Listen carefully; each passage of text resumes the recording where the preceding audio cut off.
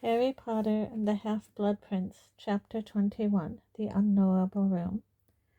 Harry racked his brains over the next week as to how he was to persuade Slughorn to hand over the true memory, but nothing in the nature of a brainwave occurred, and he was reduced to doing what he did increasingly these days when at a loss, poring over his potions book, hoping that the prince would have scribbled something useful in a margin, as he had done so many times before.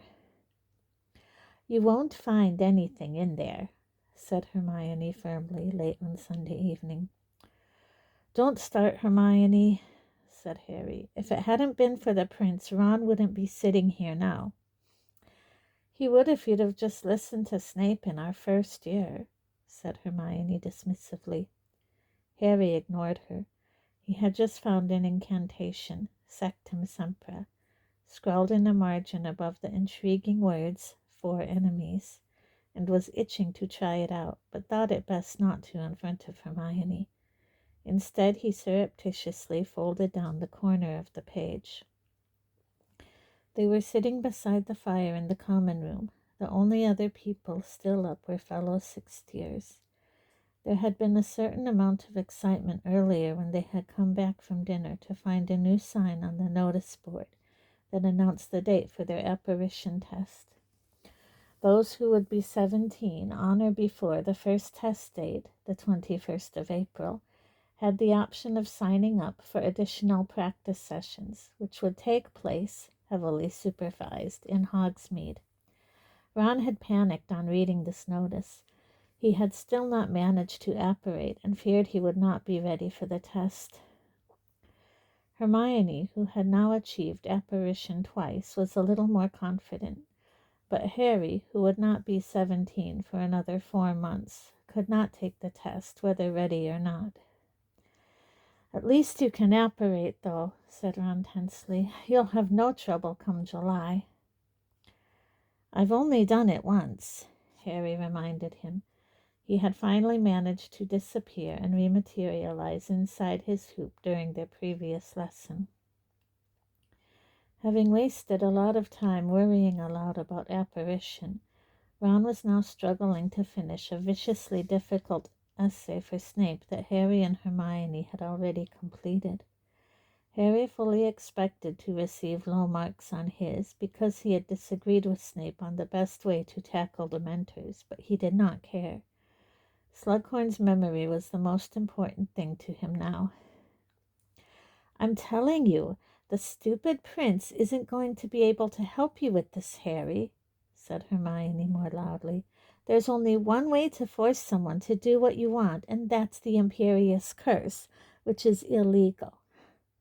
"Yeah, I know that, thanks," said Harry, not looking up from the book. "That's why I'm looking for something different. Dumbledore said Veritaserum won't do it, but there might be something else, a potion or a spell." "You're going about it the wrong way," said Hermione. "Only you can get the memory, Dumbledore says. That must mean you can persuade Slughorn where other people can't. It's not a question of slipping him a potion. Anyone could do that." "How do you spell belligerent?" said Ron, shaking his quill very hard while staring at his parchment. "It can't be B-U-M." "No, it's not," said Hermione, pulling Ron's essay towards her. "And augury doesn't begin O-R-G either. What kind of quill are you using?" "It's one of Fred and George's spell-checking ones, but I think the charm must be wearing off." "Yes, it must," said Hermione, pointing at the title of his essay, "because we were asked how we deal with Dementors, not Dugbogs. And I don't remember you changing your name to Runil Wazlieb either." "Ah, no," said Ron, staring horror-struck at the parchment. "Don't say I'll have to write the whole thing out again." "It's okay, we can fix it," said Hermione, pulling the essay towards her and taking out her wand. "I love you, Hermione," said Ron, sinking back in his chair, rubbing his eyes wearily. Hermione turned faintly pink, but merely said, "Don't let Lavender hear you saying that." "I won't," said Ron into his hands. Maybe I will, then she'll ditch me. Why don't you ditch her if you want to finish it? Asked Harry. You haven't ever chucked anyone, have you? Said Ron. You and Cho just sort of fell apart. Yeah, said Harry. Wish that would happen with me and Lavender, said Ron gloomily, watching Hermione silently tapping each of his misspelled words with the end of her wand, so that they corrected themselves on the page. But the more I hint I want to finish it, the tighter she holds on. It's like going out with the giant squid. There, said Hermione some 20 minutes later, handing back Ron's essay. Thanks a million, said Ron. Can I borrow your quill for the conclusion? Harry, who had found nothing useful in the Half-Blood Prince's notes so far, looked around. The three of them were now the only ones left in the common room, Seamus having just gone up to bed cursing Snape in his essay. The only sounds were the crackling of the fire and Ron scratching out one last paragraph on Dementors using Hermione's quill. Harry had just closed the Half-Blood Prince's book, yawning when crack. Hermione let out a little shriek. Ron spilled ink all over his essay, and Harry said, Creature!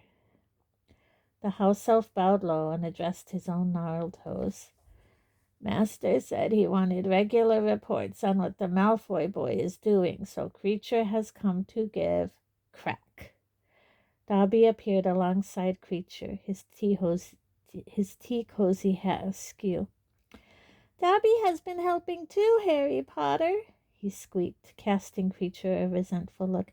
And Creature ought to tell Dobby when he is coming to see Harry Potter so they can make their reports together. What is this? Asked Hermione, still looking shocked by these sudden appearances. What's going on, Harry? Harry hesitated before answering because he had not told Hermione about setting Creature and Dobby to tail Malfoy. House elves were always such a touchy subject with her. Well, they've been following Malfoy for me, he said. Night and day, croaked Creature. Dobby has not slept for a week, Harry Potter, said Dobby proudly, swaying where he stood. Hermione looked indignant. You haven't slept, Dobby? But surely, Harry, you didn't tell him not to. No, of course I didn't, said Harry quickly. Dobby, you can sleep, all right, but has either of you found out anything? He hastened to ask before Hermione could intervene again. Master Malfoy moves with the nobility that befits his pure blood, croaked Creature at once. His features recall the fine bones of my mistress, and his manners are those of... Draco Malfoy is a bad boy, squeaked Dobby angrily. A bad boy who... He shuddered from the tassel of his tea cozy to the toes of his socks, and then ran at the fire, as though about to dive into it. Harry, to whom this was not entirely unexpected, caught him around the middle and held him fast. For a few seconds Dobby struggled, then went limp. Thank you, Harry Potter, he panted. Dobby still finds it difficult to speak ill of his old masters. Harry released him. Dobby straightened his tea cozy and said defiantly to Creature, But Creature should know that Draco Malfoy is not a good master to a house elf. Yeah, we don't need to hear about you being in love with Malfoy, Harry told Creature. Let's fast forward to where he's actually been going. Creature bowed again, looking furious, and then said, Master Malfoy eats in the Great Hall. He sleeps in a dormitory in the dungeons. He attends his classes in a variety of... Dobby, you tell me, said Harry, cutting across Creature. Has he been going anywhere he shouldn't have? Harry Potter, sir, squeaked Dobby, his great orb-like eyes shining in the firelight. The Malfoy boy is breaking no rules that Dobby can discover, but he is still keen to avoid detection. He has been making regular visits to the 7th floor with a variety of other students who keep watch for him while he enters. The room of requirement, said Harry, smacking himself hard on the forehead with advanced potion-making. Hermione and Ron stared at him. That's where he's been sneaking off to. That's where he's doing whatever he's doing. And I bet that's why he's been disappearing off the map. Come to think of it, I've never seen the room of requirement on there. Maybe the marauders never knew the room was there, said Ron. I think it'll be part of the magic of the room, said Hermione. If you need it to be unplottable, it will be. Dobby, have you managed to get in to have a look at what Malfoy's doing? Said Harry eagerly. No, Harry Potter, that is impossible, said Dobby. No, it's not, said Harry at once. Malfoy got into our headquarters there last year, so I'll be able to get in and spy on him, no problem. But I don't think he will, Harry, said Hermione slowly. Malfoy already knew exactly how we were using the room, didn't he? Because that stupid Marietta had blabbed. He needed the room to become the headquarters of the DA, so it did. But you don't know what the room becomes when Malfoy goes in there, so you don't know what to ask it to transform into. There'll be a way around that, said Harry dismissively. You've done brilliantly, Dobby. Creature's done well, too, said Hermione kindly. But far from looking grateful, Creature averted his huge bloodshot eyes and croaked at the ceiling. The mudblood is speaking to Creature. Creature will pretend he cannot hear. Get out of it, Harry snapped at him, and Creature made one last deep bow and disapparated. You'd better go and get some sleep too, Dobby. Thank you, Harry Potter, sir, squeaked Dobby happily, and he too vanished. How good's this? Said Harry enthusiastically, turning to Ron and Hermione the moment the room was all free again. We know where Malfoy's going. We've got him cornered now. Yeah, it's great, said Ron glumly, who was attempting to mop up the sodden mass of ink that had recently been an almost completed essay. Hermione pulled it towards her and began siphoning the ink off with her wand. But what's all this about him going up there with a variety of students? Said Hermione. How many people are in on it? You wouldn't think he'd trust lots of them to know what he's doing. Yeah, that is weird, said Harry, frowning. I heard him telling Crabbe it wasn't Crabbe's business what he was doing. So what's he telling all these... Harry's voice tailed away. He was staring at the fire. God, I've been stupid, he said quietly. It's obvious, isn't it? There was a great vat of it down in the dungeon. He could have nicked some any time during that lesson. Nicked what? Said Ron. Polyjuice potion. He stole some of the polyjuice potion Slughorn showed us in our first potions lesson. There aren't a whole variety of students standing guard for Malfoy. It's just Crabbe and Goyle as usual. Yeah, it all fits, said Harry, jumping up and starting to pace in front of the fire. They're stupid enough to do what they're told, even if he won't tell them what he's up to. But he doesn't want them to be seen lurking outside the room of requirement, so he's got them taking polyjuice potion to make them look like other people. Those two girls I saw him with when he missed Quidditch. Ha! Crabbe and Goyle. Do you mean to say, said Hermione in a hushed voice, that little girl whose scales I repaired? Yeah, of course, said Harry loudly, staring at her. Of course, Malfoy must have been inside the room at the time, so she... What am I talking about? He dropped the scales to tell Malfoy not to come out because there was someone there. And there was that girl who dropped the toad spawn, too. We've been walking past him all the time and not realizing it. He's got Crabbe and Goyle transforming into girls, guffawed Ron. Blimey, no wonder they don't look too happy these days. I'm surprised they didn't tell him to stuff it. Well, they wouldn't, would they, if he'd shown them his dark mark, said Harry. The dark mark we don't know exists, said Hermione skeptically, rolling up Ron's dried essay before it could come to any more harm and handing it to him. We'll see, said Harry confidently. Yes, we will, Hermione said, getting to her feet and stretching. But Harry, before you get all excited, I still don't think you'll be able to get into the room of requirement without knowing what's there first. And I don't think you should forget, she heaved her bag onto her shoulder and gave him a very serious look, that what you're supposed to be concentrating on is getting that memory from Slughorn. Good night.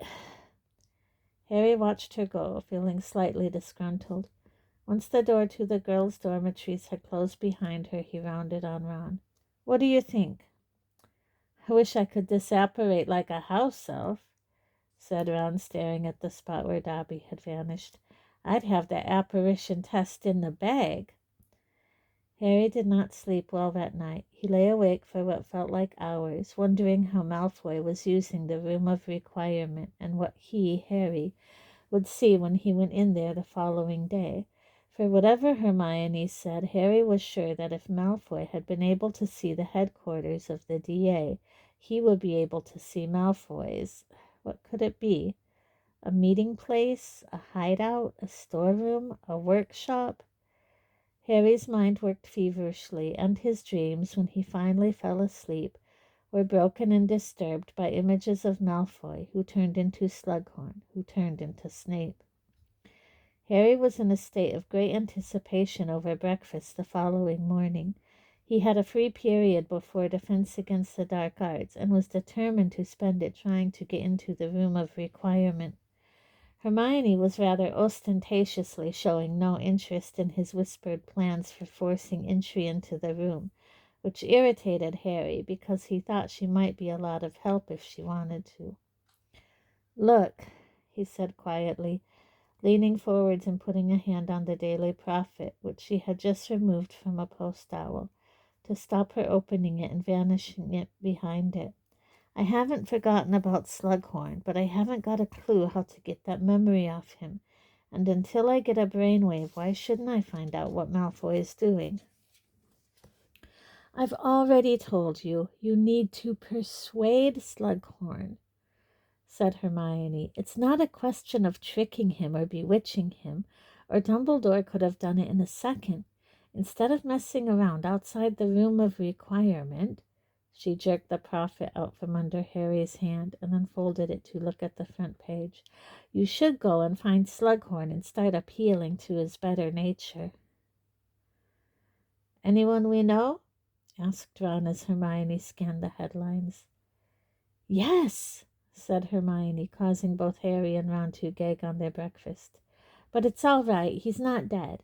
It's Mundungus. He's been arrested and sent to Azkaban.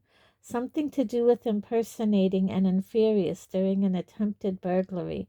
And someone called Octavius Pepper has vanished. And, oh, how horrible. A 9-year-old boy has been arrested for trying to kill his grandparents. They think he was under the Imperius curse. They finished their breakfast in silence. Hermione set off immediately for Ancient Rooms, Ron for the Common Room, where he still had to finish his conclusion on Snape's Dementor essay, and Harry for the corridor on the 7th floor and the stretch of wall opposite the tapestry of Barnabas the Barmy, teaching trolls to do ballet. Harry slipped on his invisibility cloak once he had found an empty passage, but he need not have bothered. When he reached his destination, he found it deserted. Harry was not sure whether his chances of getting inside the room were better with Malfoy inside it or out, but at least his first attempt was not going to be complicated by the presence of Crabbe or Goyle pretending to be an 11-year-old girl. He closed his eyes as he approached the place where the Room of Requirement's door was concealed. He knew what he had to do. He had become most accomplished at it last year. Concentrating with all his might, he thought, I need to see what Malfoy's doing in there. I need to see what Malfoy's doing in here. I need to see what Malfoy's doing in here. 3 times he walked past the door. Then, his heart pounding with excitement, he opened his eyes and faced it, but he was still looking at a stretch of mundanely blank wall. He moved forwards and gave it an experimental push. The stone remained solid and unyielding. Okay, said Harry aloud. Okay, I thought the wrong thing. He pondered for a moment, then set off again, eyes closed, concentrating as hard as he could. I need to see the place where Malfoy keeps coming secretly. I need to see the place where Malfoy keeps coming secretly. After 3 walks passed, he opened his eyes expectantly. There was no door. "Oh, come off it," he told the wall irritably. "That was a clear instruction. Fine."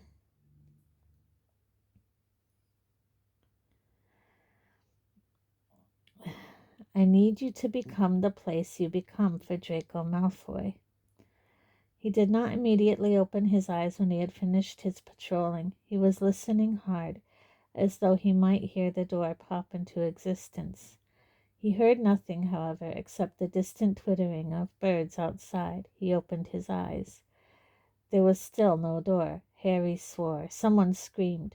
He looked around to see a gaggle of first years running back round the corner, apparently under the impression that they had just encountered a particularly foul-mouthed ghost. Harry tried every variation of "I need to see what Draco Malfoy is doing inside you" that he could think of for a whole hour, at the end of which he was forced to concede that Hermione might have had a point. The room simply did not want to open for him. Frustrated and annoyed, he set off for Defense Against the Dark Arts, pulling off his invisibility cloak and stuffing it into his bag as he went. "Late again, Potter," said Snape coldly, as Harry hurried into the candle-lit classroom. 10 points from Gryffindor." Harry scowled at Snape as he flung himself into the seat beside Ron. Half the class was still on its feet, taking out books and organizing its things. He could not be much later than any of them. "Before we start, I want your Dementor essays," said Snape, waving his wand carelessly, so that 25 scrolls of parchment soared into the air and landed in a neat pile on his desk. "And I hope, for your sakes, they are better than the tripe I had to endure on resisting the Imperious Curse. Now, if you will all open your books at page— What is it, Mr. Finnegan?" "Sir," said Seamus, "I've been wondering, how do you tell the difference between an Inferius and a ghost? Because there was something in the Prophet about an Inferius." "No, there wasn't," said Snape in a bored voice. "But, sir, I heard people talking." "If you had actually read the article in question, Mr. Finnegan, you would have known that the so-called Inferius was nothing but a smelly sneak thief by the name of Mundungus Fletcher." "I thought Snape and Mundungus were on the same side," muttered Harry to Ron and Hermione. "Shouldn't he be upset Mundungus has been arrested?" "But Potter seems to have a lot to say on the subject," said Snape, pointing suddenly at the back of the room, his black eyes fixed on Harry. "Let us ask Potter how we would tell the difference between an Inferius and a ghost." The whole class looked round at Harry, who had hastily tried to recall what Dumbledore had told him the night they had gone to visit Slughorn. Well, ghosts are transparent," he said. "Oh, very good," interrupted Snape, his lip curling. "Yes, it is easy to see that nearly 6 years of magical education have not been wasted on you, Potter. Ghosts are transparent." Pansy Parkinson let out a high-pitched giggle. Several other people were smirking. Harry took a deep breath and continued calmly, though his insides were boiling. "Yeah, ghosts are transparent, but inferior are dead bodies, aren't they? So they'd be solid." "A 5-year-old could have told us as much," sneered Snape. "The Inferius is a corpse that has been reanimated by a dark wizard's spells. It is not alive, it is merely used like a puppet to do the wizard's bidding. A ghost, as I trust that you are all aware by now, is the imprint of a departed soul left upon the earth, and of course, as Potter so wisely tells us, transparent." "Well, what Harry said is the most useful thing if we're trying to tell them apart," said Ron. "When we come face to face with one down a dark alley, we're going to be having a shifty to see if it's solid, aren't we? We're not going to be asking, 'Excuse me, are you the imprint of a departed soul?'" There was a ripple of laughter, instantly quelled by the look Snape gave the class. "Another 10 points from Gryffindor," said Snape. "I would expect nothing more sophisticated from you, Ronald Weasley. The boy's so solid he cannot apparate half an inch across a room." "No," whispered Hermione, grabbing Harry's arm as he opened his mouth furiously. "There's no point. You'll just end up in detention again. Leave it." "Now open your books at page 213, said Snape, smirking a little, "and read the first 2 paragraphs on the Cruciatus Curse." Ron was very subdued all through the class. When the bell sounded at the end of the lesson, Lavender caught up with Ron and Harry.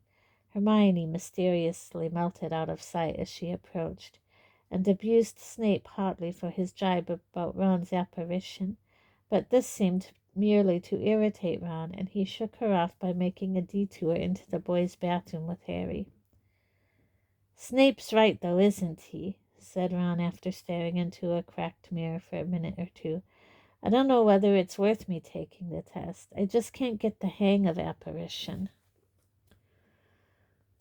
"You might as well do the extra practice sessions in Hogsmeade and see where they get you," said Harry reasonably. "It'll be more interesting than trying to get into a stupid hoop anyway. Then, if you're still not, as good as you'd like to be, you can postpone the test. Do it with me over the Myrtle, this is the boys' bathroom." The ghost of a girl had risen out of the toilet in a cubicle behind them, and was now floating in midair, staring at them through thick, white, round glasses. "Oh," she said glumly, "it's you too." "Who were you expecting?" said Ron, looking at her in the mirror. "Nobody," said Myrtle, picking moodily at a spot on her chin. "He said he'd come back and see me, but then you said you'd pop in and visit me too."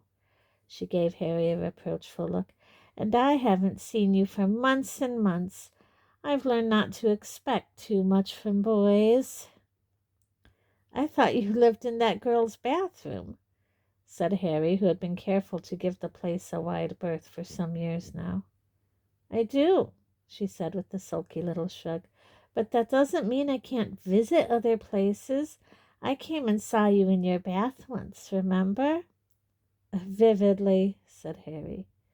"But I thought he liked me," she said plaintively. "Maybe if you two left, he'd come back again. We had lots in common. I'm sure he felt it." And she looked hopefully towards the door.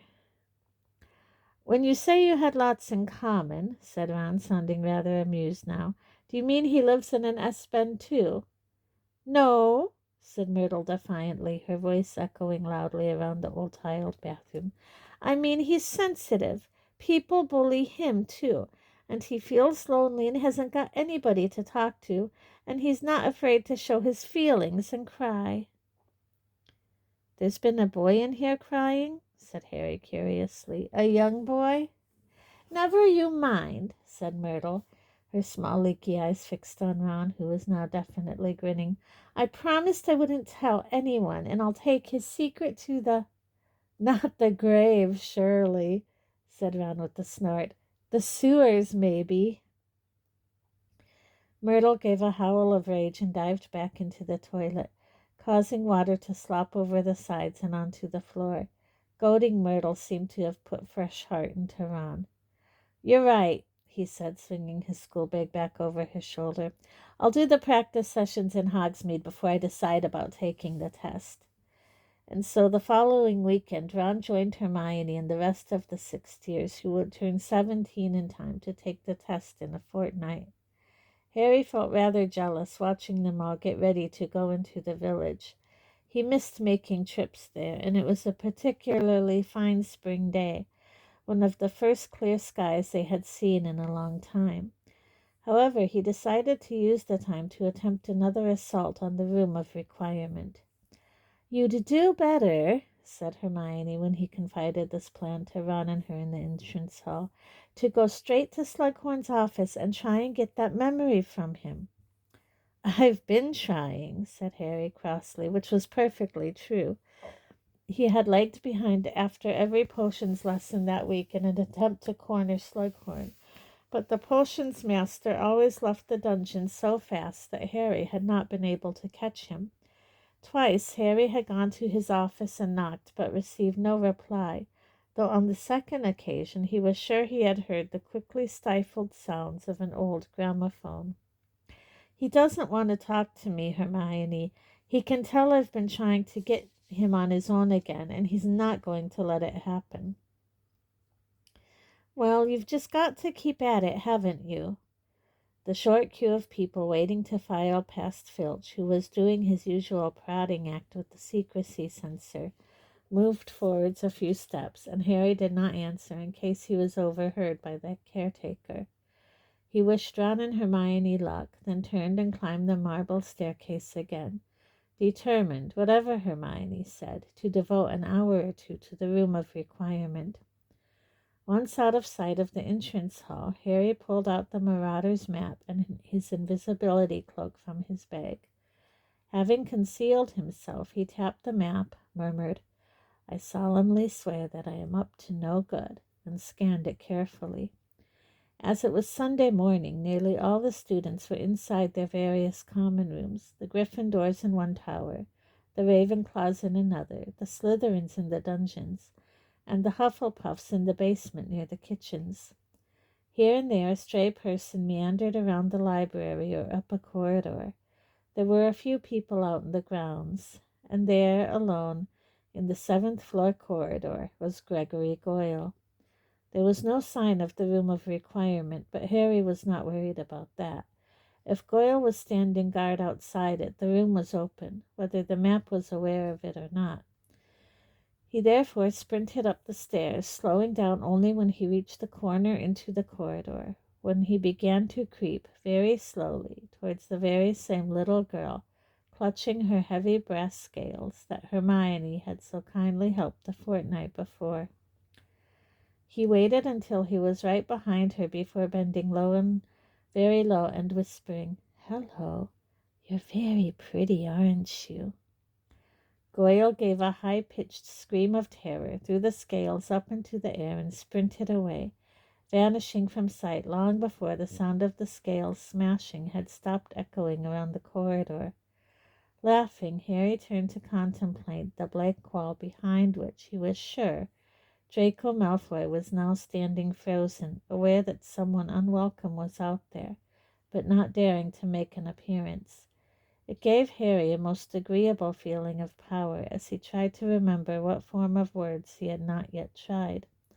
Yet this hopeful mood did not last long. Half an hour later, having tried many more variations of his request to see what Malfoy was up to, the wall was just as doorless as ever. Harry felt frustrated beyond belief.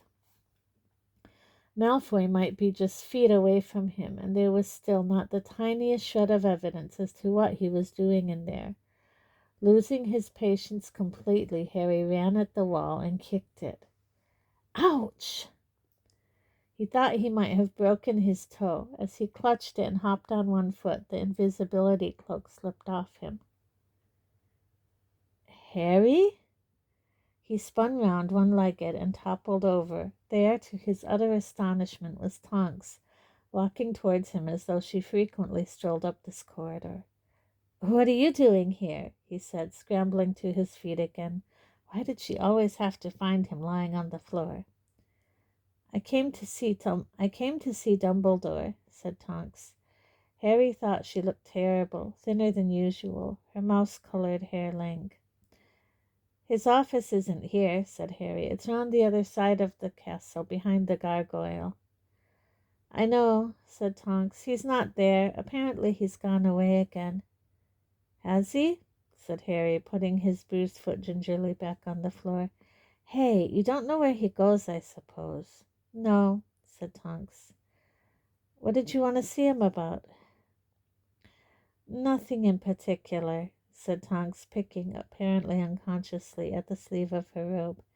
"I just thought he might know what's going on. I've heard rumors, people getting hurt."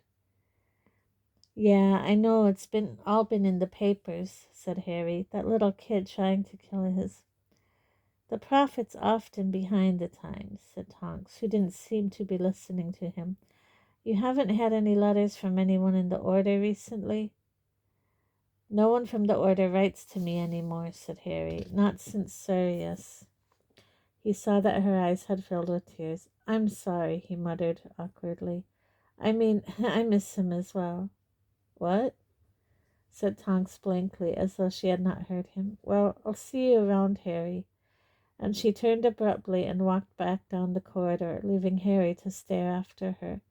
After a minute or so, he pulled the invisibility cloak on again and resumed his efforts to get into the room of requirement, but his heart was not in it. Finally, a hollow feeling in his stomach and the knowledge that Ron and Hermione would soon be back for lunch made him abandon the attempt and leave the corridor to Malfoy, who hopefully would be too afraid to leave for some hours to come. He found Ron and Hermione in the great hall, already halfway through an early lunch. I did it! Well, kind of, Ron told Harry enthusiastically when he caught sight of him. I was supposed to be apparating to outside Madame Puttyfoot's tea shop, and I overshot it a bit. Ended up near Scrivenshaft's, but at least I moved. Good one, said Harry. How'd you do, Hermione? Oh, she was perfect, obviously, said Ron before Hermione could answer. Perfect deliberation, divination, and desperation, or whatever the hell it is. We all went for a quick drink in the Three Broomsticks after, and you should have heard Twycross going on about her. I'll be surprised if he doesn't pop the question soon. And what about you? Asked Hermione, ignoring Ron. Have you been up at the Room of Requirement all this time? Yep, said Harry, and guess who I ran into up there? Tonks. Tonks? Repeated Ron and Hermione together, looking surprised. Yeah, she said she'd come to visit Dumbledore. If you ask me, said Ron once Harry had finished describing his conversation with Tonks, she's cracking up a bit, losing her nerve after what happened at the Ministry. It's a bit odd, said Hermione, who for some reason looked very concerned. She's supposed to be guarding the school. Why is she suddenly abandoning her post to come and see Dumbledore when he's not even here?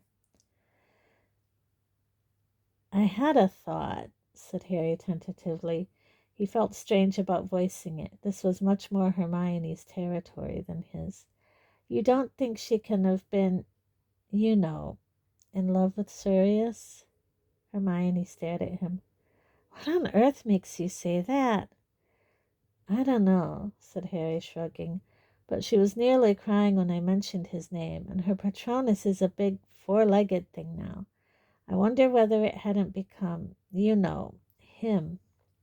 It's a thought, said Hermione slowly, but I still don't know why she'd be bursting into the castle to see Dumbledore, if that's really why she was here. Goes back to what I said, doesn't it? Said Ron, who was now shoveling mashed potato into his mouth. She's gone a bit funny, lost her nerve. Women, he said wisely to Harry, they're easily upset. And yet, said Hermione, coming out of her reverie, I doubt you'd find a woman who sulked for half an hour because Madame Rosemerta didn't laugh at their joke about the hag, the healer, and the Mimbulus Mimbletonia. Ron scowled.